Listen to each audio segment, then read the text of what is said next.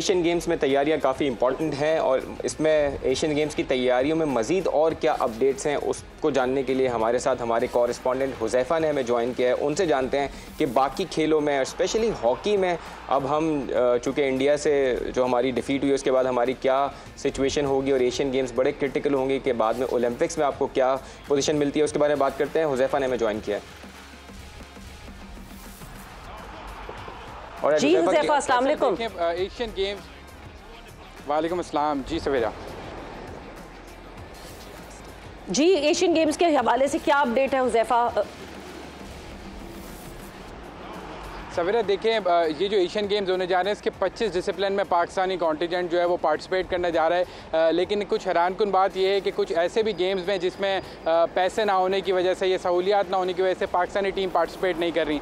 Football का एक ऐसा गेम है जिसमें पाकिस्तान की कोई टीम पार्टिसिपेट नहीं कर रही। बेसबॉल में पाकिस्तान की टीम पार्टिसिपेट नहीं कर रही। जूडो के अंदर पाकिस्तान की कोई टीम पार्टिसिपेट नहीं कर रही। कुछ ऐसे एथलीट्स हैं जिन्होंने माजी में पाकिस्तान को बड़ी कामयाबी दिलाई है, लेकिन गलत प्लानिंग की वजह से वो भी इन इवेंट का हिस्सा नहीं होंगे। जिसमें हम सबसे पहले बात करें तो इनाम बट, जिन्होंने वर्ल्ड लेवल पे पाकिस्तान के लिए मेडल जीते हैं, वो भी इस इवेंट में पाकिस्तान की नुमाइंदगी नहीं करेंगे। वजह उसकी यह है कि उन्होंने ट्रायल्स नहीं दिए। अगर हम बात करें जिसको बलूच बोल्ट भी कहा जाता है, वो भी स्प्रिंटर हैं, पाकिस्तान के एथलीट हैं, लेकिन उनको भी उनके डिपार्टमेंट की वजह से उनका नाम पुटअप नहीं किया गया, इसलिए वो एशियन गेम में पार्टिसिपेट नहीं कर रहे। इसके साथ साथ नू दस्तगीर बट, जिसको हम सब जानते हैं, वेट लिफ्टिंग के अंदर बड़ा नाम कमाया, कॉमनवेल्थ गेम में मेडल हासिल किया, वो भी सिर्फ इस वजह से इस गेम का हिस्सा नहीं बन रहे क्योंकि उनका फेडरेशन के साथ इख्तिलाफ है, पैरेलल बॉडी का इशू है। हमजा खान, जिनकी हम बात करते हैं, स्क्वॉश के अंदर जूनियर वर्ल्ड चैंपियन बने, वो भी इस कॉन्टिजेंट का हिस्सा नहीं होंगे इस वजह से, क्योंकि जब कॉन्टिजेंट का ऐलान हुआ था तो तब तक हमजा खान ने वर्ल्ड चैंपियनशिप जूनियर की नहीं जीती थी। लेकिन सितंबर में स्टार्ट होना है, अभी से कंफर्म नहीं है, सारे लोग नहीं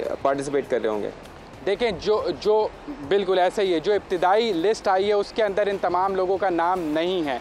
और हमजा खान के हवाले से जैसे मैं आपको बता रहा था, तो हमजा खान का नाम इसलिए नहीं था क्योंकि उससे पहले लिस्ट आ गई थी जब उन्होंने वर्ल्ड चैंपियनशिप जीती, और जवाब ये पेश किया गया कि उन्होंने बाद में जीती क्योंकि फेडरेशन की नज़र नहीं थी, ना कोई प्लानिंग थी, ये चीज़ होती। इसके साथ साथ एक और मसला जो आ रहा है, कुछ गेम्स के अंदर एक दो जो टॉप के एथलीट्स हैं पाकिस्तान के, जैसे अगर मैं टेबल टेनिस की बात करूँ तो टॉप 1 मेंस और वुमेंस के जो खिलाड़ी हैं उनको तो पाकिस्तान स्पोर्ट्स बोर्ड स्पॉन्सर कर रहा है, लेकिन दीगर जो खिलाड़ी हैं जो टीम इवेंट में शिरकत करना चाहते हैं उनको ये कहा जा रहा है कि आप अपने स्पॉन्सर्स खुद तलाश करें चाइना जाने के लिए, तभी आप टीम इवेंट में शिरकत कर सकेंगे। इसके साथ साथ किसी भी गेम का मैं आपको कैटेगोरिकली बता रहा हूं, ये तो मेरे ख्याल से मुश्किल आएगी। और हुज़ैफ़ा, ये तो फाइनेंसेस का इशू जो है ये हर दफ़ा आता है और हमारे एथलीट्स हमेशा परेशान होते हैं। हुज़ैफ़ा, हम एक पूरा मेरा ख्याल से एक डिटेल्ड शो हम इस पे ज़रूर करेंगे कि एशियन गेम्स में क्या क्या हमारे जो कंटिजेंट जा रहा है उनको क्या क्या इश्यूज़ हो रहे हैं। वक्त एक ब्रेक का हुआ है, ब्रेक पर जा रहे हैं। ब्रेक से मंगे तो पाकिस्तान हॉकी के हवाले से बात करेंगे, बिकॉज वहाँ पर भी फाइनेंसेस के बहुत सारे इशूज़ आने वाले हैं over the period of time, but after the short break. And welcome back to game set match. Discussion हमारी हो रही थी कि क्या क्या चेंजेस हुई पाकिस्तान क्रिकेट में, क्या क्या सेंट्रल कॉन्ट्रैक्ट के हवाले से, डोमेस्टिक में क्या क्या फ़र्क आया, एंड देन एशियन गेम्स में भी हमने डिटेल में बात की कि क्या मेडल होप्स हैं पाकिस्तान की। मगर it was a very sad affair. Mahoor Shahzad, our badminton player, एक ऐसा उन्होंने एक जुमला बोला जो मुझे लगता है कि जो भी स्पोर्ट्स एंथुजियास्ट होगा उसके लिए बहुत ही जो है ये एक एम्बैरसिंग सेंटेंस था कि महूर शहजाद का ये कहना था कि इट्स बेटर कि हमारा कैंप नहीं लगा है, हम अपने अपने कंफर्ट जोन में जो है वो तैयारी कर रहे हैं, क्योंकि जब कैंप लगेगा तो वहाँ उस किस्म की फैसिलिटीज़ नहीं मिलती, which is a very very sad thing to listen. Faisal मतलब प्लेयर्स जो हैं दुनिया भर में, अगर मैं बात करूँ एशियन गेम्स हो या कोई भी इवेंट हो, लोग साल पहले कैंप लगता है, 1 साल पहले से प्रिपरेशन शुरू हो जाती है, उसी के बीच में इवेंट्स आते रहते हैं दूसरे, बट जो मेजर इवेंट्स होते हैं, Asian games is a big event, और हमारा जो है अभी तक 1 महीना रह गया है और कोई कैंप नहीं लगा है, and our athletes are happy because of that. और आप देखें ये बड़ा कनेक्ट करता है, जिस तरह हमने नेशनल गेम्स देखे थे वहाँ पे जिस तरह के हालात थे, तो ऑब्वियसली किसी बड़े इवेंट से पहले जो कैंप होगा उसको भी आप ऐसे ही समझ सकते हैं कि किस तरह के हालात होंगे। बिकॉज आई एम श्योर जो हम ऑफ कैमरा भी बात कर रहे थे कि हर स्पोर्ट की एक पर्टिकुलर रिक्वायरमेंट होती है, उस रिक्वायरमेंट के हिसाब से आपको प्रिपेयर करना पड़ता है ताकि आप जब मैचेस में जाएं तो वही इन्वायरमेंट मिले और उसके हिसाब से आप प्रिपेयर्ड हो, जो नहीं मिलता होगा इन प्लेयर्स को, जिसकी वजह से ये कहते हैं कि कैंप ना लगे तो बेहतर है। हमें ज़्यादा पता है कि वो कंडीशंस कौन सी हैं जिसमें हमने तैयार होना है। और आप ये सोचें कि उन कंडीशंस में ये प्लेयर्स प्रिपेयर करके जब उस इंटरनेशनल सिनेरियो में जाते हैं और वहाँ इंटायरली डिफरेंट उनको कंडीशंस मिलती हैं। एक छोटी सी एग्जांपल मैं दे देती हूँ कि हम जब बैडमिंटन का देखते हैं, बिकॉज ताहूर का इंटरव्यू अभी हमने चलाया, तो मैं उसी के रेफरेंस से बात कर रही हूँ। हम जब बैडमिंटन देखते हैं तो हमारे यहाँ फ्लोर्स हैं जिस पे बैडमिंटन खेल रहे होते हैं, हमारे जो बैडमिंटन प्लेयर्स हैं वो प्रिपेयर कर रहे होते हैं।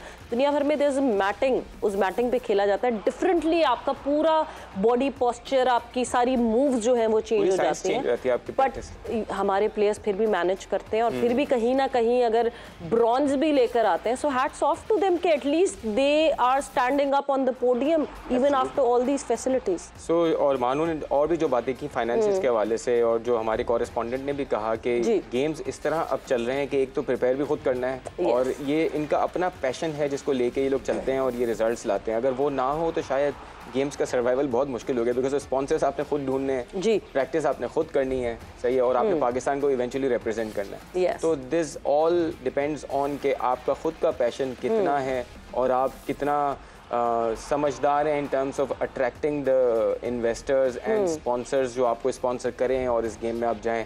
Sad this is the sad reality. आपने कल जश्न आज़ादी का शो देखा होगा, हमने बड़ी कोशिश की, we'll try to be positive, मगर यस उसमें भी बड़े सैड अफेयर्स थे, बिकॉज फाइनेंसेस का इशू जो है वो हर जगह सामने आता है। क्रिकेट को अलग रख दें, क्रिकेट पे स्पॉन्सर्स मिल जाते हैं, क्रिकेट में स्पॉन्सर्स आ जाते हैं, but other than cricket Pakistan में किसी भी स्पोर्ट को बेचना बहुत मुश्किल होता है। देखिए एक इंडिविजुअल है, एक इंडिविजुअल ओलंपिक्स में जा रहा है, आपका ब्रांड यहाँ लगाओ, उसके चेस्ट पे लगाओ, nothing better than that, but ये शायद अभी तक रियलाइज़ नहीं करवा सके हम स्पॉन्सर्स को कि yes this can be lucrative for them. But एक अच्छी खबर पाकिस्तान के लिए फैसल, और वो अच्छी खबर ये है कि अगर मैं पाकिस्तान हॉकी के हवाले से बात करूँ, so there is a big event coming up जो पाकिस्तान होस्ट करने वाला है। ओलंपिक हॉकी क्वालिफाइंग राउंड जो है वो पाकिस्तान को मिला है होस्ट करने के लिए, एंड 13 से लेकर 21 जनवरी तक ये जो है ये इवेंट लाहौर में होगा। 2024 जनवरी 2024 में जो है ये इवेंट लाहौर में खेला जाएगा। मल्टी नेशन इवेंट होगा, जाहिर सी बात है मुल्क यहाँ पे आएंगे। पॉइंट सिर्फ ये है, और जो सबसे बड़ी मुझे जो क्यूरियोसिटी है वो ये है कि इतने टाइम फ्रेम में would we be able to manage all of it. क्या हमारे पास इस तरह की फील्ड है जहाँ पे हम ये इवेंट करा सकेंगे? क्या हमारे पास हॉस्पिटैलिटी का इस तरह का इंतज़ाम है कि हम इतनी सारी टीम्स को अकोमोडेट कर सकेंगे? इतने अच्छे होटल्स हैं, बहुत सारी चीज़ें दे। And then the most important thing, क्या पाकिस्तान हॉकी फेडरेशन के पास इतने फाइनेंसेस हैं कि नहीं है? ये आई थिंक हम मैनेज तो कर जाते हैं चीज़ें बहुत सारी, जैसे हम क्रिकेट में मैनेज कर रहे हैं। फाइनेंसेस का इशू है ऑफ कोर्स हॉकी में, और somehow we manage to do all of these things, और ये इवेंट्स हम मैनेज कर जाते हैं। लेकिन जिस तरह हमारी हॉकी का हाल है, जिस तरह हम वापस आए हैं और जो इवेंट्स हुए हैं हमारे हॉकी प्लेयर्स के साथ, और जो सबसे बड़ा मसला इसमें ये होता है इस तरह के जब इवेंट्स होते हैं कि आपके प्लेयर्स के लिए कोई चीज़ें होती हैं और वो कोचेस ले जाना चाहते हैं, इसमें सबसे बड़ा ये होता है कि आपकी अपनी जो होती है ना माइंडसेट, वो बड़ा पता चलता है कि हॉकी के जो करता धरता हैं उनके माइंडसेट किस तरह के हैं। This has to change.